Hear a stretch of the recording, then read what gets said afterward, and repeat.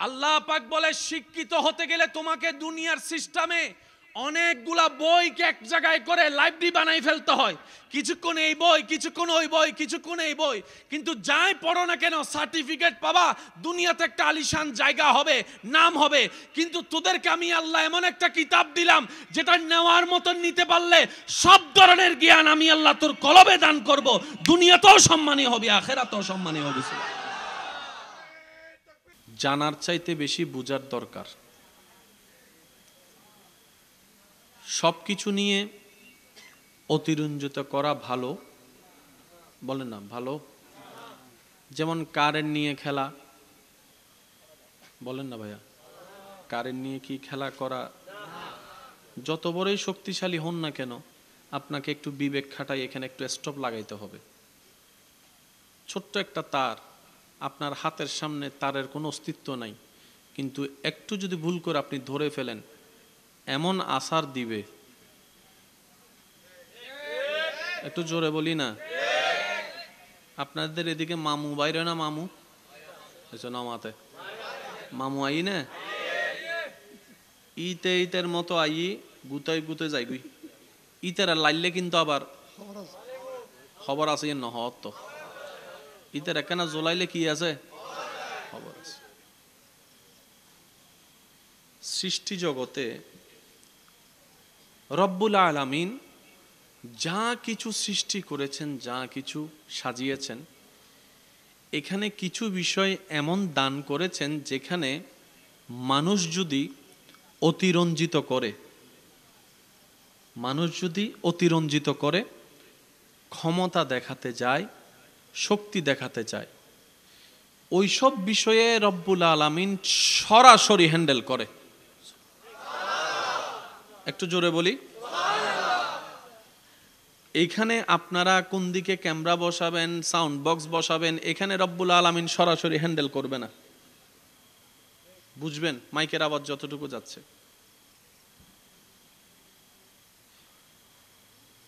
আপনি আপনার জীবনে যা মন চায় তা করছেন, আল্লাহ কোনো সরাসরি ইন্টারফিয়ার করছে না। কিন্তু আপনার বিপক্ষে যদি আপনার মা এক ফোঁটা চোখের পানি ফেলে কষ্ট পেয়ে, বিষয়টা রব্বুল আলামিন সরাসরি হ্যান্ডেল করবে। আমি কি বুঝাতে পারছি কথা? আমরা সবাই জানি, সবারই চাওয়া জান্নাতে যেতে চাই, তাই তো এত কিছু করা, নামাজ, রোজা, হজ, যাকাত, ভালো কাজের চেষ্টা, জান্নাতে যাওয়ার জন্যই তো। আর নবী রাহমাতুল লিল আলামিনের হাদিসে ঘোষণা সবারই জানা, তোমাদের জান্নাত তোমাদের মার পায়ের, একটু জোরে বলতে হবে, সন্তানের জান্নাত মায়ের পায়ের। তো আমরা আসতে কি শুধু মা লেগেছে না বাবাও লেগেছে? আমরা দুনিয়াতে আসতে মাও লেগেছে, বাবাও লেগেছে। আমাদের বড় হওয়ার পিছনে মারও অবদান, বাবারও অবদান। ইয়া রাসূলুল্লাহ, আমার জান্নাত তো মার পায়ের নিচে, তাহলে বাবার অবদান কি? বাবার গুরুত্ব কোথায়? রাসূল বলে তুমি বুঝো নাই, তোমার জান্নাত যেটা তোমার যাওয়ার স্বপ্ন, সেই জান্নাত হচ্ছে তোমার মার সন্তুষ্টির মধ্যে, আর সেই জান্নাতে ঢুকার দরজা হচ্ছে তোমার বাবার সন্তুষ্টির মধ্যে। জান্নাত আপনার চাওয়া, তো দরজা তো লাগবে, দরজার চাবি বাবার হাতে। তার মানে মাকেও সন্তুষ্টি করতে হবে, বাবাকেও সন্তুষ্টি করতে হবে। আরেকটু জোরে বলি না সুবহানাল্লাহ। তো ইসলামের ডাইমেনশন গুলা, আমি কঠিনের দিকে যাব না যেটা আপনাদের মাথার উপর দিয়ে চলে যাবে, আমি চেষ্টা করব আপনাদের কান পর্যন্ত, মন পর্যন্ত যেন আমি পৌঁছাতে পারি। কারণ শুনে শুনে ভুলে যাওয়া আর মনের মধ্যে ধারণ করার মধ্যে অনেক পার্থক্য আছে। পিছন পর্যন্ত বলেন ভাইয়া, ঠিক কিনা? তো সুতরাং আজকে যারা আমরা এখানে এসেছি, আমরা নিজেকে পরিবর্তন করার চেষ্টার নিয়তটা রাখি, রবের প্রিয় বান্দা হবার আশাটুকু রাখি। নিয়ত রাখলেও তো বরকত আছে না নাই? আল্লাহ তাআলার সৃষ্টি জগতে কিছু বিশেষ বান্দা আছে যাদের ব্যাপারগুলা রব্বুল আলামিন সরাসরি নিজে হ্যান্ডেল করেন। একটু জোরে বলি, আমরাও রবের বান্দা, ওনারাও রবের বান্দা। তো সরাসরি কিভাবে কাদেরটা করেন? তারা হচ্ছে মিনান নবিয়িন ওয়াস সিদ্দিকিন ওয়াস শুহাদায়ে ওয়াস সালিহিন। আর একটু জোরে বলি, আল্লাহ তাআলা বান্দাদের লিস্টের ভিতরে কিছু কিছু বান্দার জন্য নিয়ামতকে এমন ভাবে উন্মুক্ত করেছেন, রব্বুল আলামিন বলে এই সমস্ত বান্দাদেরকে স্বয়ং আমি রব্বুল আলামিন নিজেই গাইডলাইন দিব, নিজেই রক্ষণাবেক্ষণ করব। সেজন্য বলা হয় নবী, সিদ্দিক, ওলি, শহীদের সাথে দুশমনি করা মানে রবের প্রিয় বান্দাদের সাথে দুশমনি করা মানে রবের সাথে যুদ্ধ করা। মান আদালি ওয়ালিয়ান আসলো যেখান থেকে। তো সেজন্য আসুন আজকে আমরা চলেন কিছুটা বোঝার চেষ্টা করি। কি বলেন আপনারা? পৃথিবীর শ্রেষ্ঠ কিতাবের নাম কোরআন, পৃথিবীর সবচাইতে নির্ভেজাল কিতাবের নাম কোরআন, নির্ভুল কিতাবের নাম কোরআন, পৃথিবীর সবচাইতে জ্ঞানের ভান্ডারের কিতাবের নাম কোরআন। হয় নাই সুবহানাল্লাহ? আর জোরে সিডেঙ্গে আওয়াজে হনসাই সুবহানাল্লাহ। ইয়ানা বুঝা যাতে মেজেনে বুঝতে হয়। এবার মন খুলে হনসা একবার সুবহানাল্লাহ। এই কিতাবকে সেই তখন থেকে আজ পর্যন্ত, একদিন আমরা থাকবো না, পৃথিবী থাকবে, তারপরেও বলতে পারি এতটুক, কিয়ামত পর্যন্ত এই কিতাবকে চ্যালেঞ্জ করার ক্ষমতা কারো। বাজারে কত বই আছে, এক বইয়ের উত্তরে আরেক বই বাইর হয়। এক বইকে খণ্ড করে আরেকজন লেখক ওই বইটাকে খণ্ডন করে আরেকটা কিতাব লেখে। কিন্তু বড় চমৎকার বিষয় কি জানেন? কোরআনের 30টা পারার যে ভলিউম, 114টা সূরার যে পাতা, এই কোরআন নামক গাছটার মধ্যে একটা আয়াতকে চ্যালেঞ্জ করার ক্ষমতা সারা বিশ্বের কারো আজ পর্যন্ত হয় নাই। চ্যালেঞ্জটা কত মারাত্মক দেখেন। ওদিকে দুনিয়ার মানুষের লিখিত বইকে খণ্ডন করে আরেকটা বই চলে আসতেছে, 40 পৃষ্ঠার বইকে খণ্ডন করতে 80 পৃষ্ঠার বই চলে আসতেছে। কিন্তু কোরআনের একটা আয়াতকে চ্যালেঞ্জ আজ পর্যন্ত কেউ করতে। পৃথিবীর ইতিহাসে অতীতে যারা চেষ্টা করেছিল কোরআনের ভুল ধরতে, আল্লাহর কুদরত এত সুমহান, ওনারা কোরআনের ভুল ধরতে গিয়ে কোরআনের প্রেমে পড়ে ইসলাম ধর্ম গ্রহণ করে নিয়েছে। কোরআনের প্রত্যেকটা শব্দ মুজিজা। একটু জোরে বলতে হবে। শুধু পুরা কোরআন মুজিজা নয়, কোরআনের প্রত্যেকটা শব্দ শব্দ মুজিজা। আল্লাহ তাআলা আমাদের নবীকে, প্রত্যেকটা নবীকে তো কিছু মুজিজা দিয়েছেন, স্পেশাল পাওয়ার। কিন্তু আল্লাহ আমাদের নবীকে আফাত মস্তক মুজিজা করে পাঠিয়েছেন। এই মুজিজা, যেমন একটা কথা বলি, আল্লাহ তাআলা নবীদের যে রাসূলদেরকে যে বিশেষ বিশেষ কিছু পাওয়ার দান করেছেন। নবীজি আঙ্গুল তুলেছেন, আল্লাহ হুকুম করেছেন, চাঁদ 2 ভাগ হয়েছে। এটা আমরা বিশ্বাস করি, দেখি নাই কিন্তু বিশ্বাস করি। আর না দেখে বিশ্বাস করার নামই আল্লাহ এবং রসুলের কথাকে বিশ্বাস করার নামই ঈমান এবং মুসলমান। পরকাল আমরা দেখি নাই কিন্তু বিশ্বাস করি। কবরের প্রশ্ন আমরা এখনো সম্মুখীন হই নাই কিন্তু চোখ বন্ধ করে বিশ্বাস করি। কেন? আল্লাহ এবং রসুল বলেছেন, সুতরাং এখানে আর কোনো দাড়ি কমার দরকার নাই। এটার নাম ঈমান। একটু মন খুলে বলি সুবহানাল্লাহ। আমার পিছনের ভাইদের কি কষ্ট হচ্ছে? পিছনের ভাইরা কষ্ট হচ্ছে? দেখি সবাই মিলে একবার বলেন তো মারহাবা। মাশাআল্লাহ, আওয়াজ এটাই যথেষ্ট। আরেকবার বলেন মারহাবা। কোরআনের প্রত্যেকটা হরফ মুজিজা। আসমানের চাঁদ 2 ভাগ হয়েছে, শুনেছি, মেনেছি, ঈমান আছে, কিন্তু দেখি নাই। দেখার সৌভাগ্য রসুলকে পাথররা সালাম দিয়েছে, শুনেছি, জেনেছি, মেনেছি, শুনি নাই। শুনি নবীজি আরাম করছেন, আল্লাহর হুকুমে গাছ উঠে চলে এসেছে, জানি মানি বিশ্বাস করি, দেখি নাই। তো নবীর উম্মতেরা এই 2024 সালে নবীর পক্ষের প্রতিনিধিত্ব করতে গিয়ে কিছু তো অলৌকিক কিছুর দরকার তো আছে।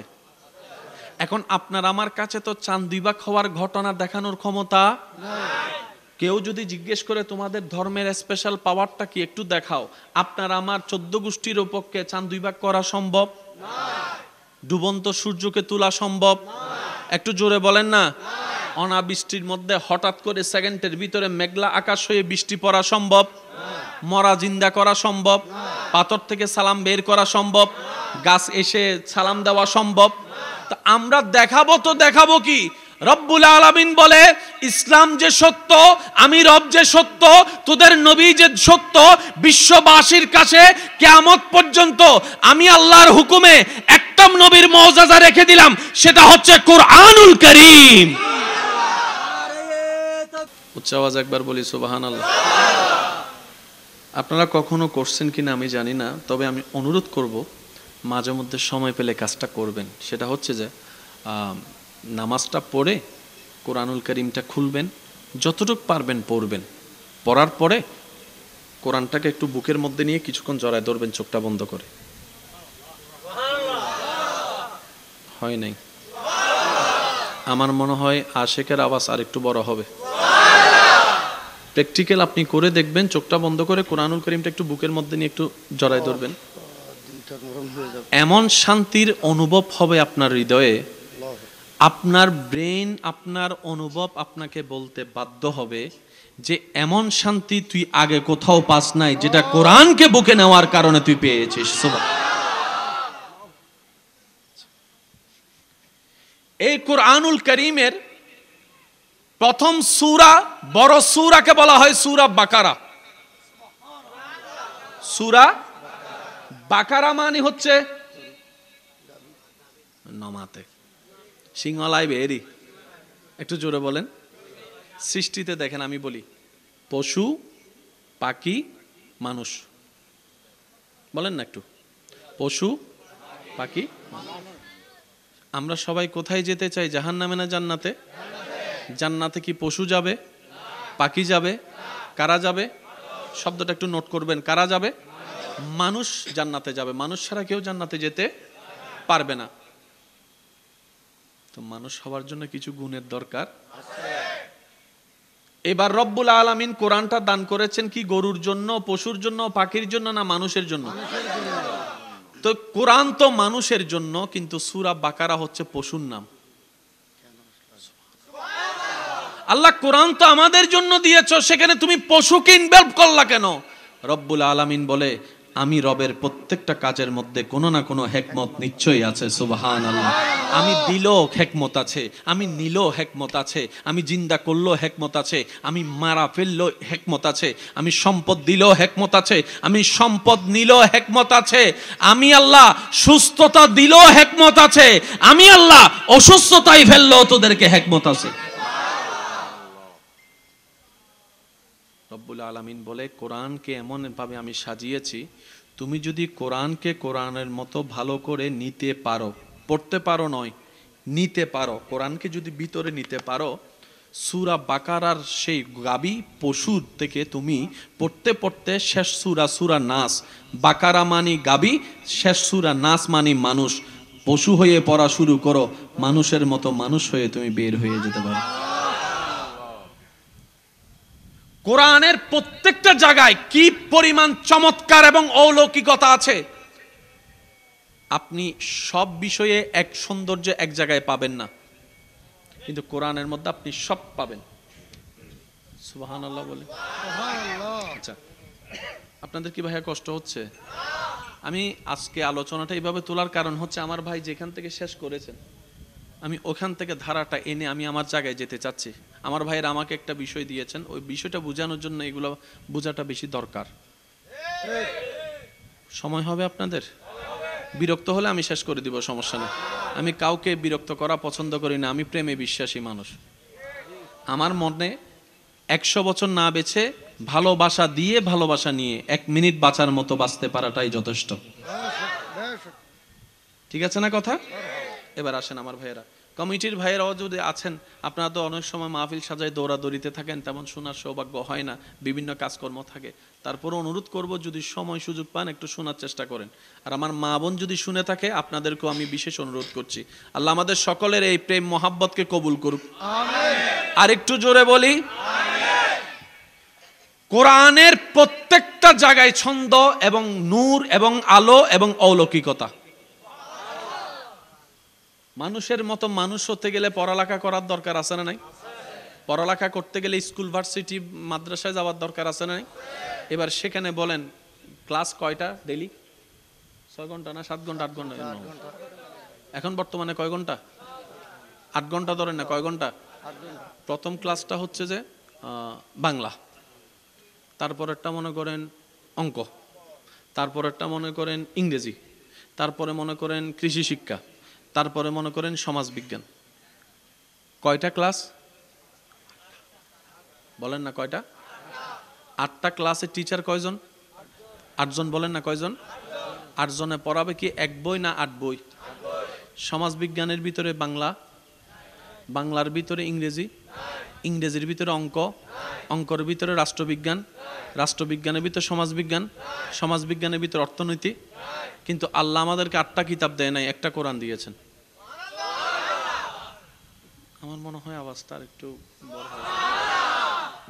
আল্লাহ আমাদেরকে 8টা বই দেয় নাই, 8টা ঘন্টা দেয় নাই, এই একটা বই ল, জালিকাল কিতাব ল লা রাইবা ফি নে। আল্লাহ পাক বলে শিক্ষিত হতে গেলে তোমাকে দুনিয়ার সিস্টেমে অনেকগুলা বইকে এক জায়গায় করে লাইব্রেরি বানাই ফেলতে হয়। কিছুক্ষণ এই বই, কিছুক্ষণ ওই বই, কিছুক্ষণ এই বই, কিন্তু যাই পড়ো না কেন সার্টিফিকেট পাবা, দুনিয়াতে একটা আলিশান জায়গা হবে, নাম হবে। কিন্তু তোদেরকে আমি আল্লাহ এমন একটা কিতাব দিলাম যেটা নেওয়ার মতন নিতে পারলে সব ধরনের জ্ঞান আমি আল্লাহ তোর কলবে দান করব, দুনিয়াতেও সম্মানী হবে, আখিরাতেও সম্মানী হবে।